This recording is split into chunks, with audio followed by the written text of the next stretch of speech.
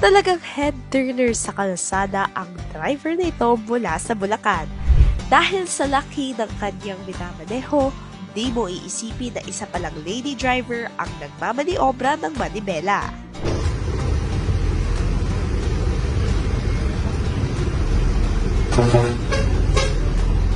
Bilis.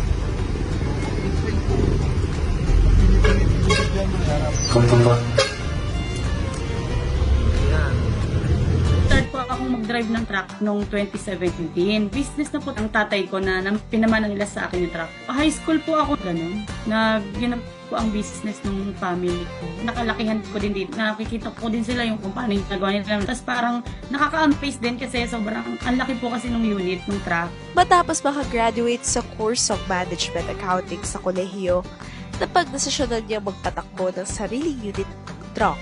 Sila po yung nag-down, tapos ako na po yung bahala magpatakbo ng negosyo na yun. Ako po naghulog. Start po ako sa shop. Man yung 12-wheeler po ang gamit ko dati. Noong 2017 po, yung unit po na yon umabot siya ng 3 million.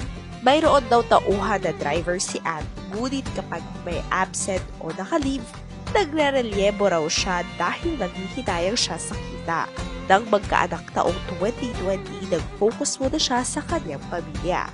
Hanggang sa Nag-start lang po akong mag-drive ulit ngayong July. Kasi yung driver ko po, pina-check up po yung asawa niya. Kaysa po magara yung truck, sayang naman po para kumita din. Tinaya ko na po yung mister ko. Sabi ko, bumiyahin na kami. 10-wheeler truck ang binapaneho ni Ann na may kargang white sand at gravel. Kalimitang Pampanga to Bulacan ang kanilang ruta. Minsan na rin silang nadadayo sa Metro Manila kapag may kailangan i-deliver. Ang biyahe po namin, 1 week bago umuwi. Doon po kami natutulog sa truck, naliligo po kami sa may gas station, sa kainan. Kaya naman bawat makakasalubong sa daan, tiyak na napapahanga sa tuwing nakikitang babae ang nagmamaneho ng truck. Sinasabi po nila, astig. Masaya po kasi nakikita ko po yung ibang tao. Parang natutuwa din sila sa akin pag nagmamaneho. Yung iba sinasabi nila na trabaho nga daw po ito ng lalaki talaga. Pero na-amaze sila na hindi lang lalaki, pwede naman din babae. Saka yung sa China po, lady truck driver din po talaga halos doon. Dito lang po talaga sa atin siya parang hindi normal. Malaki rin daw ang kanilang natitipid kapag siya mismo ang nagmamaneho at nagde-deliver ng mga shipment. Nakakalis ako sa expenses. Ako nagpapasahod. Yung para sa sahod, na ilalagay ko na siya sa hulog ng truck or pambili ng gulong. Totoo, ang laki po ng sahod ng mga driver. Yun po yung literal na dirty hands lang. Pero ang laki ng sahod nila. Sumasahod po yung driver ko weekly, saka yung pahinante niya. Minsan, 20,000. Kwento niya nagsimula raw siyang mag-upload ng videos bilang lady truck driver noong July 2023. Yung iba, tinatag nila yung mga asawa nila, tuturuan na daw nila yung asawa nila mag-drive. Aminado si Ann na may kaakibat na panganib ang bawat sampa at biyahe sa kanyang truck.